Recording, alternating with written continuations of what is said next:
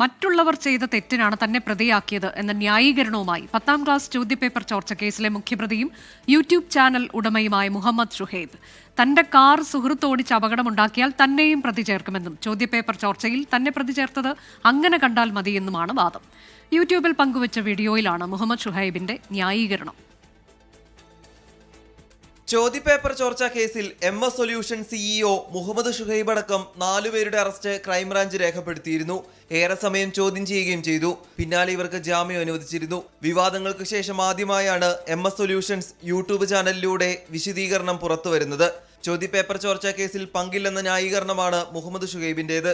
എൻ്റെ സ്വന്തം പേരിൽ രജിസ്റ്റർ ചെയ്ത എൻ്റെ സ്വന്തം കാറ് ഒരു സുഹൃത്ത് വന്ന് ചോദിക്കുകയും ആ സുഹൃത്തിന് ഞാൻ ചിരിച്ചുകൊണ്ടത് നൽകുകയും അയാളത് കൊണ്ടുപോകുന്ന സമയത്ത് അപകടം സംഭവിക്കുകയും ഒരാൾ ആ അപകടത്തിൽ മരണപ്പെടുകയും ചെയ്തു എന്ന് നിങ്ങൾ സങ്കല്പിക്കുക.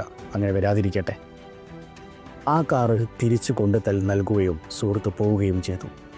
സ്വാഭാവികമായിട്ടും ഒരു പോലീസ് കേസെടുക്കുമ്പോൾ ആ കാറിൻ്റെ ഉടമസ്ഥനാരായിരിക്കും അതിൻ്റെ ഒരു പ്രതിയായിരിക്കും.